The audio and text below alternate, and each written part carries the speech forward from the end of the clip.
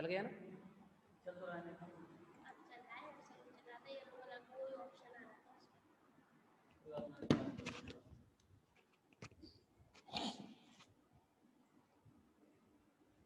Camera की quality कम कर दो।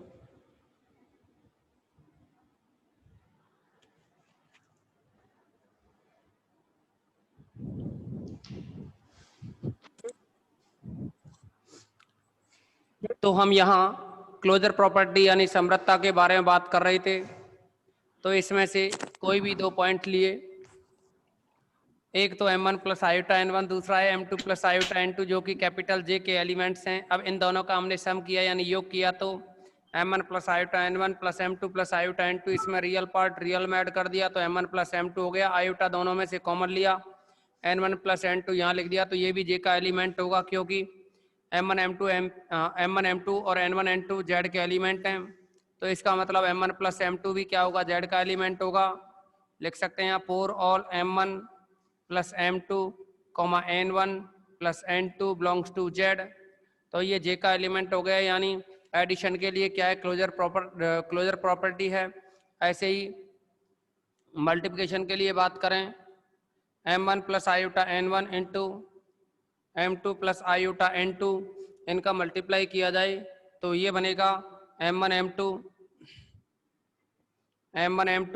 फिर आयोटा n1 का आयोटा n2 से करेंगे तो आयोटा स्क्वायर -1 होगा, तो n1 इंटू n2 हो जाएगा, प्लस आयोटा m1 का हम n2 से करें तो m1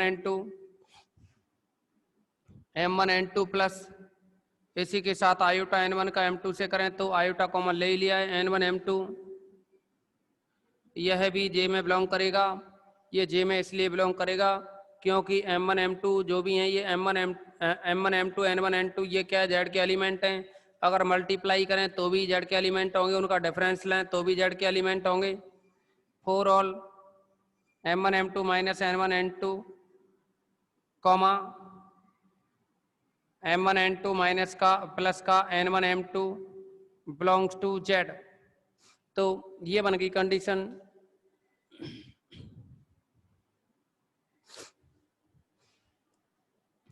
यह कंडीशन हो गई आपकी समृद्धता की, तो हम कह देंगे अतः J प्लस हुआ डॉट के लिए समृद्ध है। तो यानी हम योग और गुणन दोनों के लिए इसको समृद्ध सिद्ध कर चुके हैं। दूसरी बात, ये जो J है ना, सेट J ये सबसेट ऑफ C है, यानी J जो गौसीय पूर्णांकों का समुच्चय है वह कॉम्प्लेक्स नंबर का जो सेट होता है C उसका सबसेट है। यानी ये कह सकते हैं J सबसेट ऑफ C, और C जो कॉम्प्लेक्स नंबर का सेट है वह योग और गुणन के लिए साचर्य नियम का पालन करता है और बंटनता का भी पालन करता है। तो फिर J सबसेट C होने की वजह से J भी योग और गुणन के लिए साचर्यता का पालन करेगा। हम ये कह सकते हैं चूंकि सम्मिश्र संख्याओं का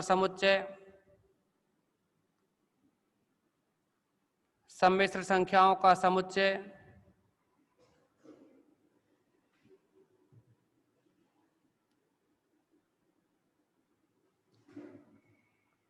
योग व गुणन के लिए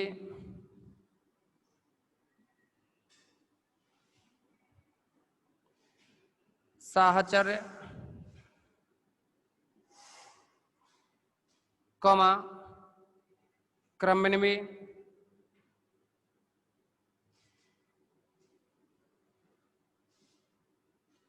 तथा बंटनता का पालन करता है। साहचर्य क्रमन्वय तथा बंटनता का पालन करता है।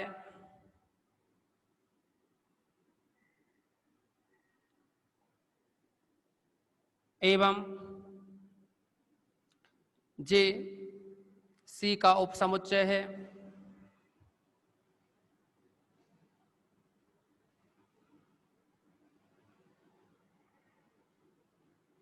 तब J भी साहचर्य कॉमा क्रमन्वय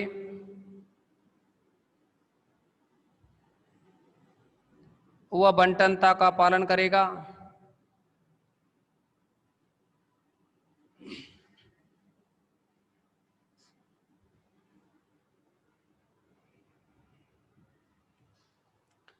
अब देखिए आपने यहां गुणन के लिए और योग के लिए साचर्य और क्रम में और तीसरा बंटनता, इन कंडीशन को सेटिस्फाई किया। जैसे इन कंडीशंस को सेटिस्फाई किया आपने, तो अब हम बात करेंगे यहाँ तत्समक की। तत्समक के बाद चर्चा करेंगे प्रतिलोम की, लेकिन उससे पहले आप इसका स्क्रीनशॉट लेंगे। सभी स्टूडेंट स्क्रीनशॉट लें इसका, और अगर किसी भी स्टूडेंट को कोई डाउट्स हो तो कमेंट्स में बताएं। किसी भी स्टूडेंट को कोई भी डाउट्स हो तो कमेंट्स में बताएं।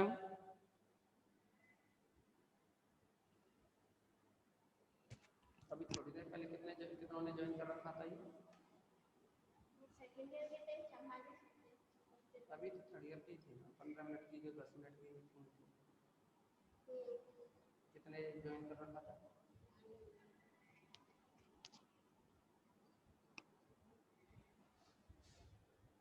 अरे कुछ बोल भी दिया करो भाई कमेंट बॉक्स में।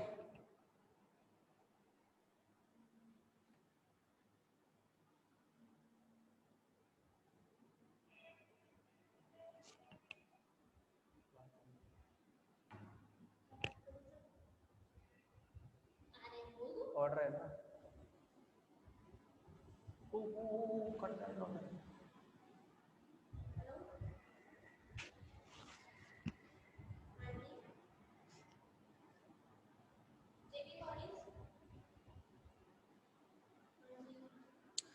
रिपीट करने की बात कर रहे हैं तो आप देखिए ये जो सेट है J equal to M plus iota in M N belongs to Z, तो इस J के कोई भी दो एलिमेंट लिए हमने, एक तो M1 प्लस आयोटाइन 1, दूसरा M2 प्लस आयोटाइन 2, जो कि J के एलिमेंट हैं। अब इन दोनों को हमने ऐड किया।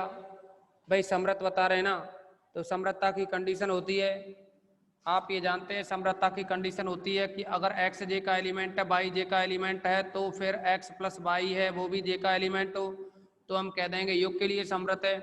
ऐसे ही अगर x y J के एलिमेंट है और x इंटू y है वह भी J का एलिमेंट हो जाए तो कह देंगे गुणन के लिए समृत है। तो इसमें ये दोनों elements M1 plus iota N1 और M2 प्लस आयोटा N2, इन दोनों को लिखा हमने यहाँ, और जैसे ही दोनों को लिखा तो जोड़ करके हमने रियल में जोड़ा और इमेजिनरी कॉमन लेकर के आयोटा और N1 को N2 में जोड़ा, तो ये J का एलिमेंट होगा, क्योंकि दो M1 और M2 जो यहाँ Z के जो मेंबर हैं, या ये कहें Z के जो एलिमेंट हैं, M1 M2 Z के एलिमेंट हैं। Z यानी पूर्णांक है, तो M1 प्लस M2 करोगे तो भी Z का एलिमेंट होगा, यानी दो पूर्णांकों का योग भी एक पूर्णांक होता है। वैसे ही यहाँ गुणन के लिए किया तो गुणा करने पर ये कंडीशन बनी जिसमें से आयोटा को कॉमा ले लिया। अब आपने देखा कि M1 M2 minus N1 N2, M1 M2 minus N1 N2 हैं, इनमें आपने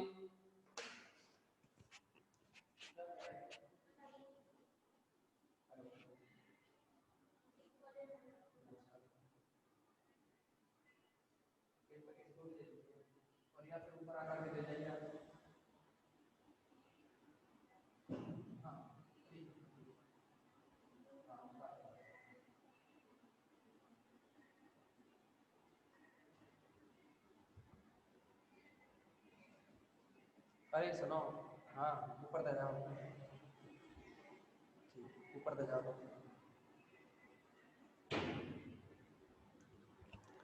तो जिस तरह से आपको बताया कि योग और गुणन के लिए ये समृत हो गई।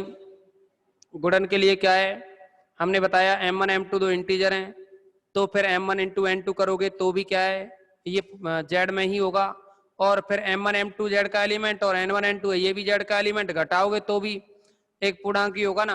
यानी M1 और M2 दोनों इंटीजर हैं, पूर्णांक हैं, उनका गुणा करने पर पूर्णांक होगा। ऐसे ही N1 N2 है ये भी पूर्णांक होगा, और इनको घटाया जाए तो भी ये पूर्णांक ही होगा, इसीलिए ये Z में होगा और ये भी टर्म है वो Z में होगी। तो योग और गुणन के लिए हमने ये समृत सिद्ध कर दिया। अब आप देखेंगे यहाँ कि J प्लस और डॉट के लिए समृत हो गया, ये लिख दिया। लेकिन अब हम यहाँ बात करें कि हम जानते हैं कि समय संख्याओं का जो समुच्चय होता है यानी जो सेट ऑफ कॉम्प्लेक्स नंबर है ना, वो है योग और गुणन के लिए योग और गुणन के लिए साचर्य होता है और क्रमन्वय और बंटनता इन तीनों कंडीशंस को सेटिस्फाई करता है। तो इस आधार पर हम ये कह सकते हैं, इस आधार पर हम ये कह सकते हैं कि जब सेट ऑफ कॉम्प्लेक्स नंबर है, यही साचर क्रमन्वय और बंटनता को सेटिस्फाई करता है, तो फिर जे तो सबसेट ऑफ सी है ना, तो इसका मतलब जे है वह भी योग और गुणन के लिए साचर्य क्रमन्वय और बंटनता का पालन करेगा। अब आपसे कहा था इसका स्क्रीनशॉट लें और अब हम बात करेंगे इसमें सबरी।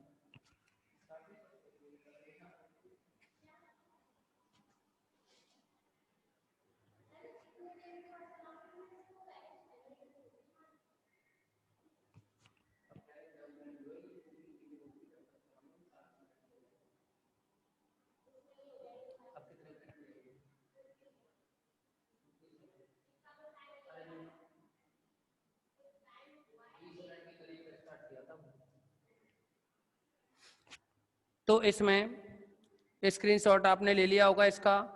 यहाँ हम तत्समक की और प्रतिलोम की बात करेंगे, वो भी योग और गुणन के लिए।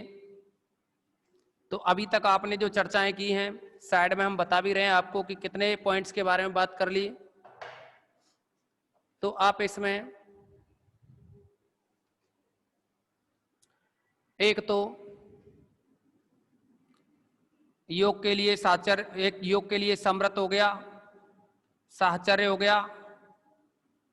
दूसरा गुणन के लिए भी साचर्य हो गया, समृत हो गया और साचर्य हो गया गुणन के लिए। और तीसरा है बंटनता। तो आप बंटनता भी बता चुके हैं, लेकिन अभी योग के लिए हमें तत्समक चाहिए। तो तत्समक की डेफिनेशन होती है कि ये ए एलिमेंट है, इसमें हम क्या ऐड करें कि ए ही आ जाए, तो जीरो ऐड कर देना। ए में हम क्या ऐड करें कि ए ही आ जाए, तो ए में जीरो ऐड कर दें। तो हम यहाँ ये कहेंगे चूंकि m plus iota n belongs to capital J का तत्समक अवयव 0 plus 0 iota belongs to capital J है, क्योंकि देखिए m प्लस आयोटा n का जो तत्समक है ना, प्लस ऑपरेशन के लिए का योग के लिए तत्समक अवयव 0 प्लस 0 आयोटा है, क्योंकि या ये कह सकते हैं आप अर्थात, अच्छा देखो 0 प्लस 0 आयोटा तो है, लेकिन ये जे में बिलोंग करेगा ना, तत्समक है तो बिलोंग्स टू जे है। लेकिन यहाँ हम इसके बारे में अगर चर्चा करें कि जो जे का एलिमेंट ये बना हुआ है, ये इस तरह से लिख सकते हो, अर्थात m प्लस आयोटा n है, इसमें हम अगर 0 प्लस 0 आयोटा जोड़ें तो देखिए रियल पार्ट में रियल जोड़ोगे यानी m में 0 जोड़ोगे तो m आएगा, प्लस आयोटा कॉमन लेकर के n में 0 जोड़ोगे तो n ही आएगा, आयोटा कॉमन। तो यानी आपने इस 0 प्लस 0 आयोटा को राइट में लिखा इस m प्लस आयोटा n के, तो इतना आया। या फिर आप इसको 0 प्लस 0 आयोटा को लेफ्ट में लिखो तो भी यह इतना ही आएगा। इस आधार पर हमने कह दिया ये कि जो जे है वह योग के लिए तत्समक है जे में। ऐसे ही गुणन की बात करें तो गुणन के लिए बात करें तो इसमें गुणन के लिए जो प्रतिलोम होगा, सॉरी तत्समक होगा, गुणन के लिए तत्समक अवयव गुणन के लिए तत्समक की जो कंडीशन होती है वो कुछ इस तरह से है कि ए में हम कितने का गुणा करें कि ए ही आ जाए, तो 1 से करना होता है ना। तो इसका मतलब हुआ कि 1 प्लस 0 आयोटा लिख सकते हैं बिलोंग्स टू जे। गुणन के लिए हम क्या लिख सकते हैं, 1 प्लस 0 आयोटा, तत्समक अवयव 1 प्लस 0 आयोटा बिलोंग्स टू जे है, अर्थात अगर हम m प्लस आयोटा n में गुणा करें कितने का, 0 प्लस 0 आयोटा का, सॉरी 1 प्लस 0 आयोटा का, तो आप देखेंगे m प्लस आयोटा का, m प्लस आयोटा n का 1 से गुणा करें तो m प्लस आयोटा n आएगा, लेकिन m प्लस आयोटा n का 0 से करेंगे तो 0 हो जाएगा। तो आप इस 1 प्लस 0 आयोटा का राइट साइड से मल्टीप्लाई करो या लेफ्ट से करो, यानी 1 plus 0 iota into m plus iota n लिखें इस तरह से, तो बात बराबर ही रहेगी। तो हमने ये कह दिया कि इसमें गुणन के लिए तत्समक 1 प्लस 0 आयोटा विद्यमान है। अब प्रतिलोम की बात करेंगे योग के लिए, तो आप देखेंगे यहाँ, अच्छा एक बात और, यहाँ आपने गुणन योग के लिए क्या है, साचर्य भी सिद्ध कर दिया ना, सॉरी क्रमनिर्णय, योग के लिए क्रमनिर्णय के बारे में बता दिया ना पहले ही पॉइंट में। और अभी आपने तत्समक के बारे में चर्चा की, यहाँ तत्समक इसके लिए भी और तत्समक इसके लिए भी, योग और गुणन के लिए तत्समक हो गया, और अभी जैसा कि कहा आपको क्रमनिर्णय भी हो गया, क्रमनिर्णय भी हो गया।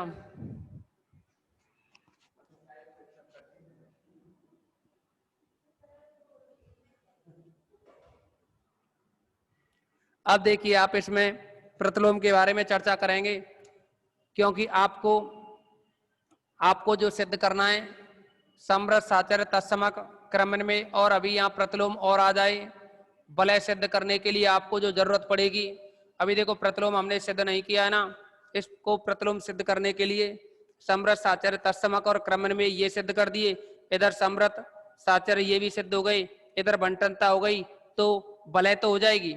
बस एक तत्समक और बता देना योग के लिए, इसलिए अगर हमने योग के लिए तत्समक योग के लिए अगर हम प्रतिलोम और बता दें तो हम कह देंगे कि जो जे है, जो सेट जे है वह एक वलय होगी। बाद में हम पूर्णांक के प्रांत और ये जो क्षेत्र है इसके बारे में चर्चा करेंगे। तो एक काम और करते हैं कि जो योग के लिए जो प्रतिलोम है उसके बारे में, योज्य प्रतिलोम के बारे में चर्चा करें। माना m plus iota n belongs to capital J के लिए माइनस m माइनस का आयोटा n लें।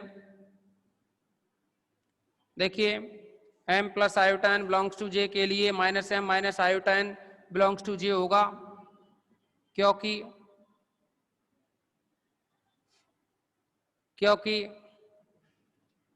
m प्लस आयोटा n, या ये कह दें के लिए minus m minus iota n belongs to J, या minus m minus iota n J में योग के लिए प्रतिलोम है।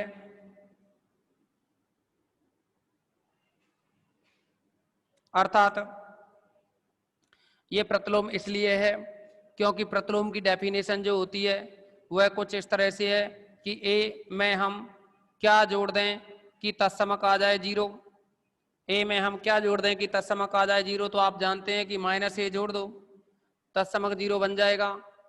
तो यहाँ m प्लस आयोटा n है, इसमें अगर हम minus m minus iota n जोड़ें तो जो तत्समक है 0 प्लस 0 आयोटा बन जाएगा योग के लिए, जो तत्समक है 0 प्लस 0 आयोटा बन जाएगा। अब इसको आप राइट में जोड़ो या लेफ्ट में जोड़ो, बात एक ही रहेगी। तो minus m minus iota n plus में m प्लस आयोटा n, तो हमने कह दिया कि जे में योज्य तत्समक का अस्तित्व है, अतः जे में योज्य तत्समक का अस्तित्व है।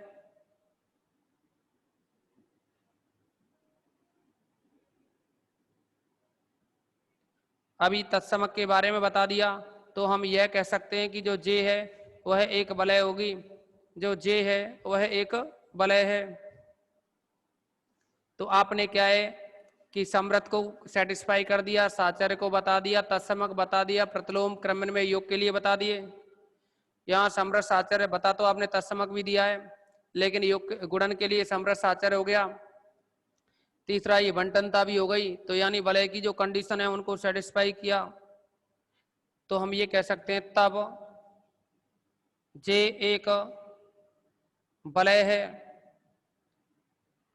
क्योंकि आपको पूर्णांक के प्रांत भी बताना है अभी है कि नहीं। इसके साथ साथ क्षेत्र भी सिद्ध करना है कि नहीं। तो आप लोगों को ये पता होना चाहिए, आप सभी को यह पता होना चाहिए कि इसमें पूर्णांक के प्रांत सिद्ध करते हैं। तो पूर्णांक के प्रांत सिद्ध करने के लिए कोई भी वलय होनी चाहिए।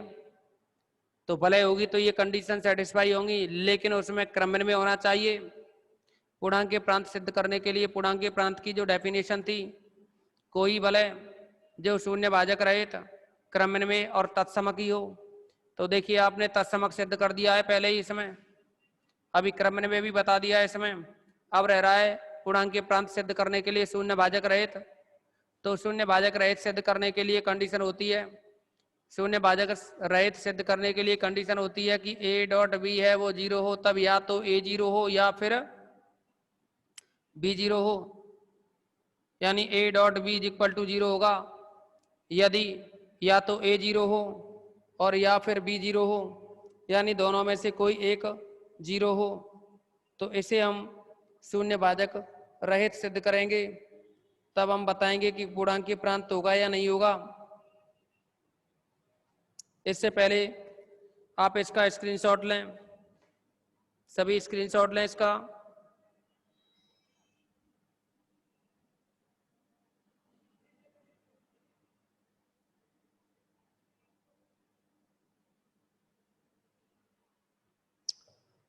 तो इसमें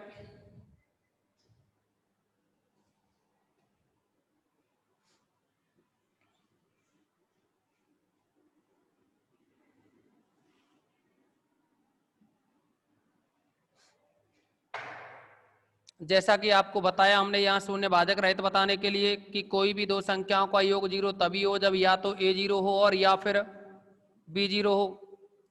लेकिन आप जानते हैं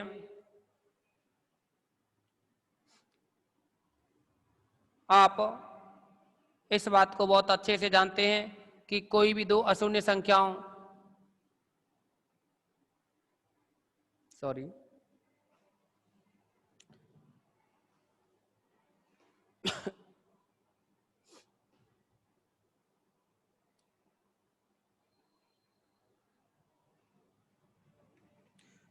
तो इसमें जैसा कि आपको बताया शून्य भाजक रहित होने के लिए कि a dot B is equal to 0 तभी हो जब या तो a 0 हो या b 0 हो।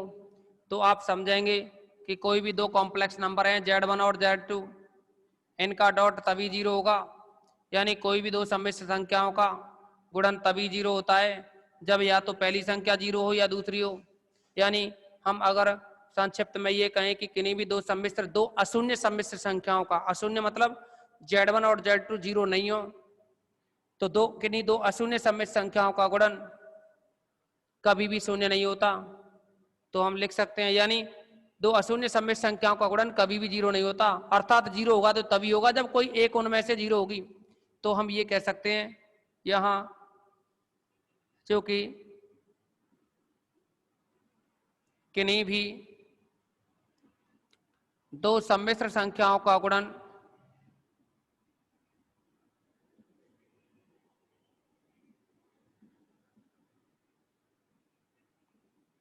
कभी भी शून्य नहीं होता।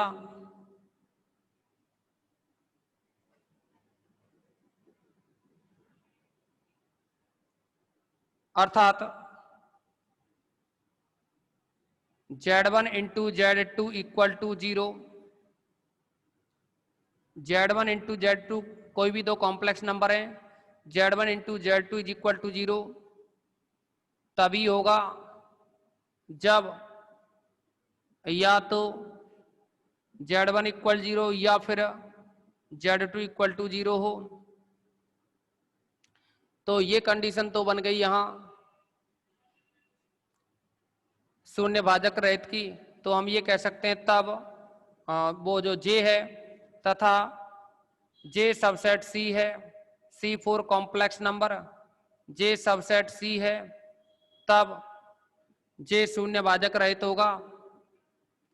J शून्य भाजक रहित होगा।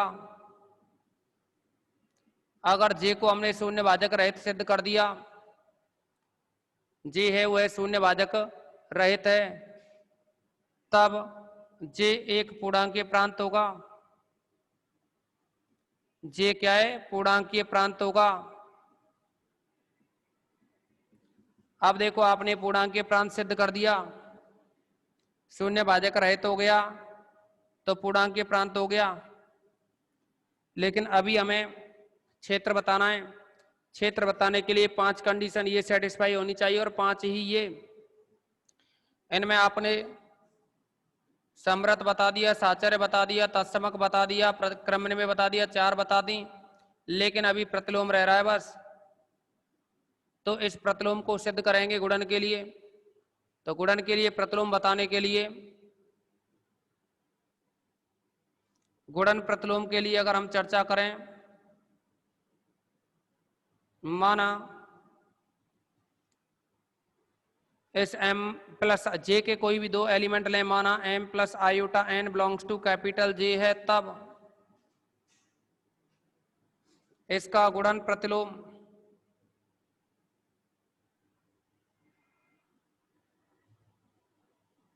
One upon m plus iota n होना चाहिए या इतना होगा। लेकिन देखिए गुणन प्रतिलोम इतना आपने जैसे लिखा है 1 upon m plus iota n, ये बनेगा। गुणन प्रतिलोम है तो 1 अपॉन कर देते हैं ना। लेकिन इसकी कैलकुलेशन की जाए, तो आप पाएंगे कि ऊपर नीचे m माइनस आयोटा n से गुणा कर दें परमेयीकरण, तो नीचे बनेगा m square plus n square. और इस m स्क्वायर n स्क्वायर को अलग अलग डिवाइड, यानी m और n को अलग अलग डिवाइड करें इससे, तो ये बनेगा m upon m square plus n square minus iota n upon m square plus n square, जो कि जे में नहीं है, नॉट बिलोंग्स टू जे। अब ये जे में क्यों नहीं है? अब यह जे में क्यों नहीं है, इसका भी कारण है, क्योंकि आप समझेंगे इसमें, क्योंकि m अपॉन में m square plus n square तथा, या इसी को लिखो पहले, नॉट बिलोंग्स टू जेड, तथा n अपॉन में m square plus n square not belongs to Z. यानी m अपॉन में m square plus n square यह भिन्न बनी, और भिन्नांक जेड में नहीं होते। पूर्णांक जो जेड है इसमें तो पूर्णांक ही होते हैं ना। ये तो भिन्नांक बना जो कि जेड में नहीं होगा, ऐसे ही ये भी भिन्नांक बना जो कि यह भी जेड में नहीं होगा। तो हम ये कह सकते हैं कि अगर ये कंडीशंस नहीं होंगी, अगर ये दोनों ही कंडीशंस नहीं होंगी, तो दोनों, क्या हम प्रतिलोम की बात कर रहे हैं ना गुणन के लिए, अगर ये कंडीशन नहीं होगी तो फिर जो फील्ड है उसकी कंडीशन सेटिस्फाई नहीं हुई, तब फील्ड नहीं होगा ना ये। तो लिख सकते हैं हम इसको, तब जे एक क्षेत्र नहीं है, तब जे एक क्षेत्र नहीं होगा। यानी गाउसीय पूर्णांकों का जो सेट है वह रिंग होता है, इंटीजर डोमेन है वो भी होता है, और फील्ड है वह नहीं होता। अब अगर किसी भी स्टूडेंट को कोई भी प्रॉब्लम हो तो वो कमेंट्स में बताएं।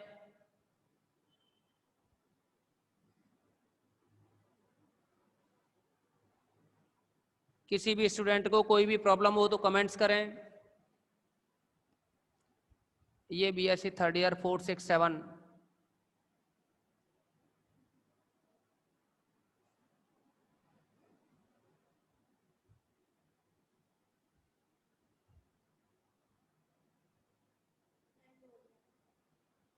ऐसे कैसे हो सकता है? 21-22 मिनट पे तो तब ज्वाइन किया था हमने।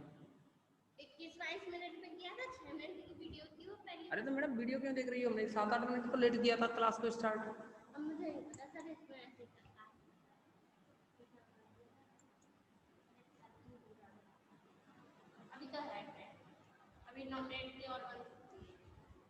चल तो रहा है तो टाइम आउट ना हुआ है। मेरा अनुमान सही है ना? देख लो 9 मिनट की 48 है तो कम से कम 3 मिनट तक ही जो रहेगा हो रहा है वो पूरा।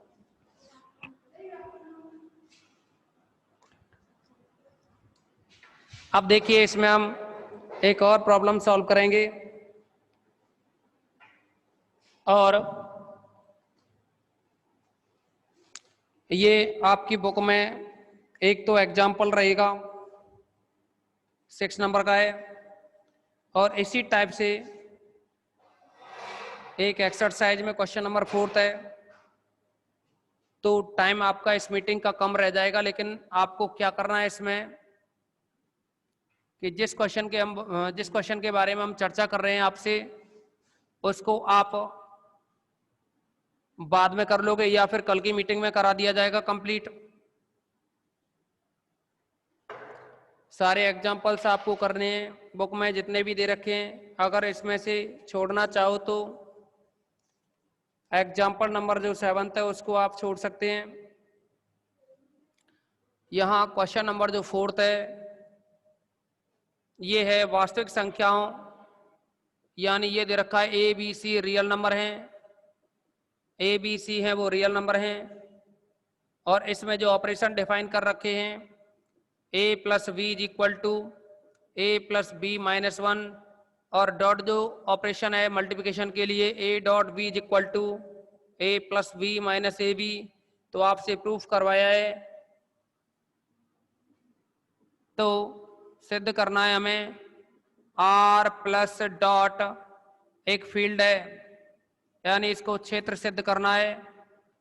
क्षेत्र बताने के लिए आपको थोड़ी देर पहले ही हमने बताया कि योग के लिए, गुणन के लिए, दोनों के लिए साचर्य सिद्ध करना होगा। अब यहाँ समरस सिद्ध नहीं करना है क्योंकि क्लोजर प्रॉपर्टी तो आपको दे ही रखी है। तो यहाँ हम साचर्य की बात करेंगे।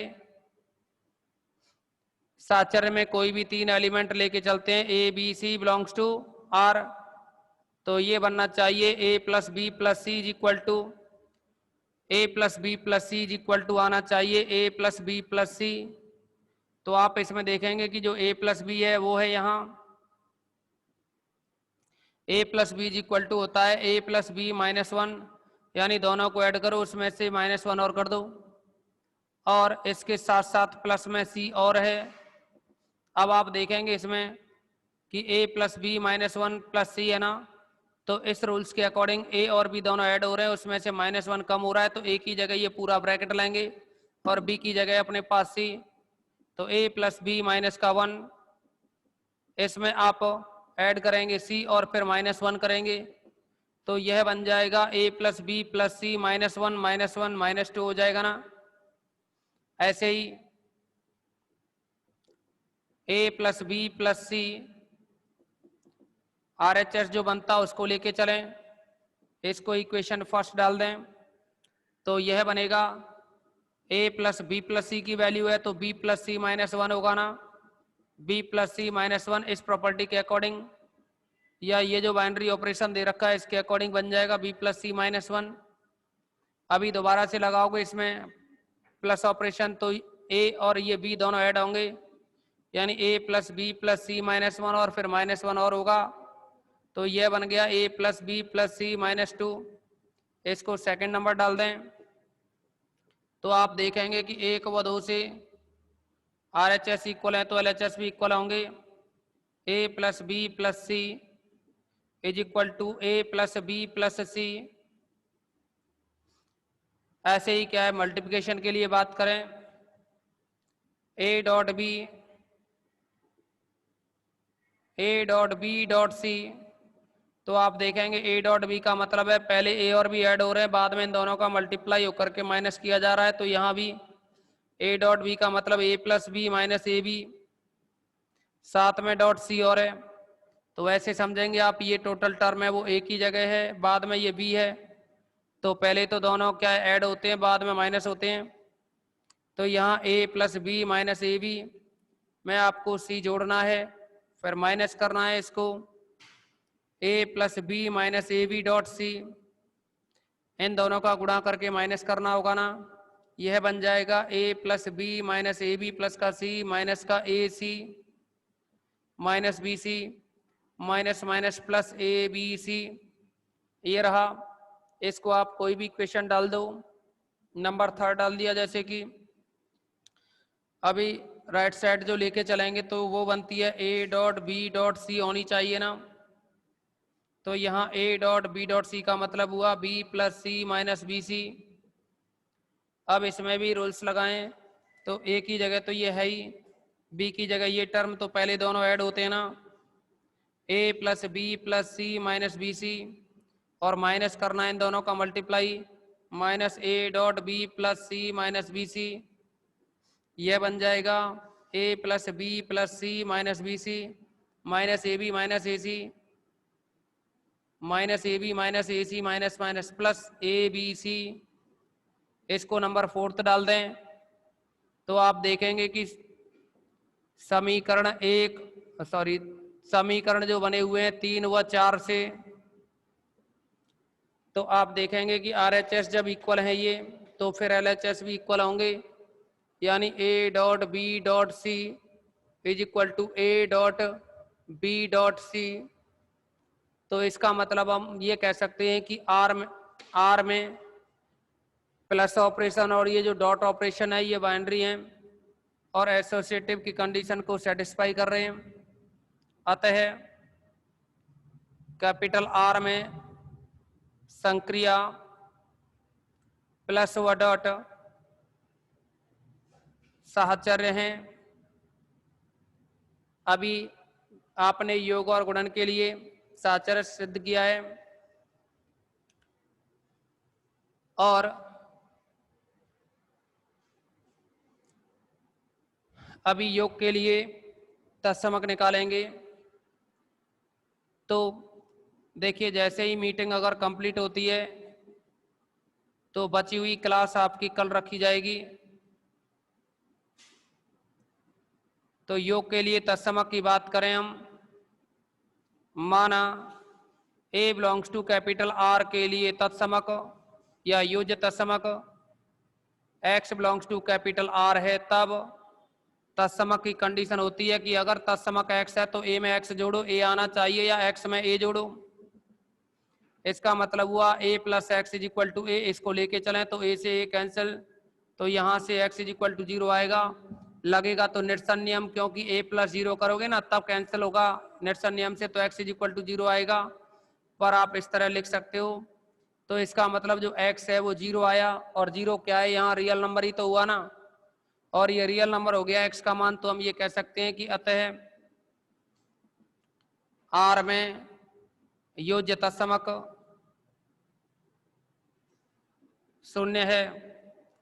अभी क्या है, आपने तत्समक है इसका अस्तित्व बताया, इसके बाद प्रतिलोम का अस्तित्व बताएंगे, लेकिन ये कल करेंगे। वार्निंग सी लेते रहे, जैसे वहां पे मिलिट्री में जाते ना, उनके काजे बॉर्डर पे खड़े रहे तब यूं कहे कि हाँ सावधान। तो कहाँ